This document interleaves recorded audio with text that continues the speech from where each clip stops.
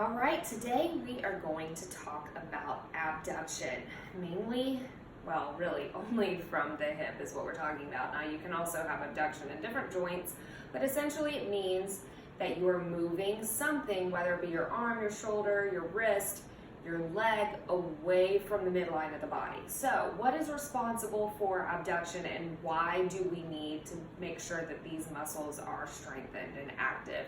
Well, our glute med and other smaller hip muscles are really, really important for any sort of side-to-side or lateral movement, i.e. abduction, along with our glute max, which is that bad boy, the big one in the back. So there's different ways to really activate and get your glute med firing, but I want to make sure first off that you don't have any super tightness in your hips or in your IT band. Always make sure you foam roll first. If you need some references back to that, make sure you check out some of my older or other YouTube videos on foam rolling and especially the IT band. But to get started, we're going to start with, if you have no idea if your glute med works or not, or if you tend to have a lot of knee pain or ankle pain, this is where I want you to start. So you're going to begin by laying down on the ground. You're going to get your body in a straight line. So you can either lay completely down flat or you can prop yourself up. If you prop yourself up, make sure that you're still keeping that elbow and hip in line. Your legs are straight. And that top leg, what I want you to do is really flex that foot, okay? You're gonna tilt it just a little bit down so your toes kind of going down, and you're going to lead up, leg raises, hip abduction, if you will, with your heel going towards the sky, okay?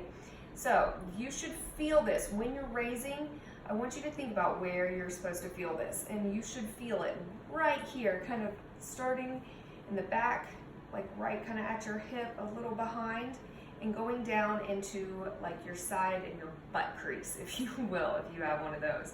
I think we all do.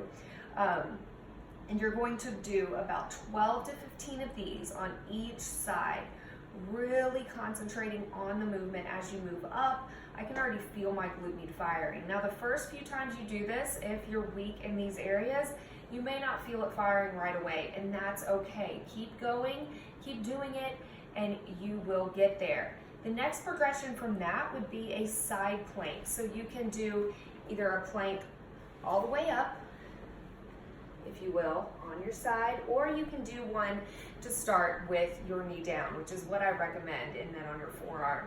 So you want your knee and your forearm in a straight line. So your neutral spine is priority number one when we do all of this, because it helps keep our hips in line too, which is what we want when we strengthen these muscles, so we're not getting out of alignment and going to cause overcompensation issues down the road. So you're going to lift up into a side plank as shown. Then you're going to position your leg in the same way, rising up with the heel and really targeting that same area, keeping your core engaged and just breathing, thinking about, get that mind muscle connection going with that glute and where you should feel it. So that is the second way. The next way is to add a band. You can even add a band to doing the side plank or laying down if you would like to, putting it over your knees. But I'm going to show you something a little different, and it is going to be walking or lateral band walks. So the best way to do this is to simply place a band over your shins, in between kind of the lower shin and then your ankle. You want to keep your feet and hips, again, square. You don't want to stand like this. You don't want any pressure right there on the spine. You want to keep that nice neutral spine, keeping everything in line. So what you do is you're simply going to step wide, keeping your feet forward, keeping that tension so your feet are about hip width apart. You're going to step wider again, and you're going to face the same direction, going one way and then the next. And a lot of times on the way back, you're going to feel it burn a little more, and that's normal because you're fired up one way already, and then you're bringing it back and adding even more tension. So those are the best 3 ways to get your glute med working. I would love for you to try them out. Let me know what you think. If you've never felt this burn before, it's a lot like a Pilates type thing. If you have done Pilates before, you may have felt it. I definitely recommend, and it is an important muscle not to neglect. So you still want to do your squats, you still want to do your lunges and other activation exercises, but you want to make sure that this fires too, and it's only going to help with those other movements because your muscles are going to be working together properly.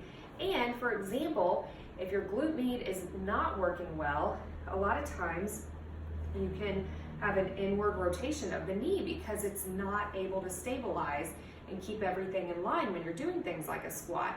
So it's really, really good, and it's going to help if you tend to have knee pain. It really should when you squat, or even if you walk and run and tend to have it. So your glute med is important, abduction is important. Try out these exercises. Let me know what you think. You can find me at Candace C Fitness, and I would love to hear from you on Instagram, or you can message me through CandaceCFit.com.